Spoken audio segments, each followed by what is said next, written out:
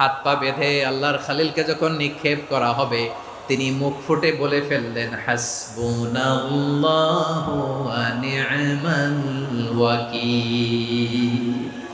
হাসবুনাল্লাহু ওয়া নি'মাল ওয়াকিল, আমার জন্য আল্লাহই যথেষ্ট, আমার জন্য আল্লাহই যথেষ্ট। তিনি আমার সবচেয়ে বড় গার্ডিয়ান, তিনি আমার সবচেয়ে বড় অভিভাবক।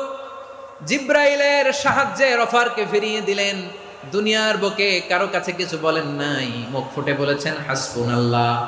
ও আমার পটুয়াখালীর প্রাণের ভাইয়েরা, খেয়াল রাখবেন, কোনো বান্দা তার হাতে থাকা সব চেষ্টাটুকুন করার পরে মুখ ফসকে মুখ দিয়ে যখন বলে ফেলে হাসবুনাল্লাহ, বান্দা যখন হাসবুনাল্লাহ বলে ফেলে, ওই ব্যাপারটা ডিল করার দায়িত্ব স্বয়ং আল্লাহ আরশের উপর থেকে নিয়ে নেয়।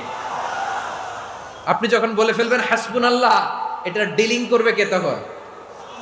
চিল্লায় বলেন না, তিনি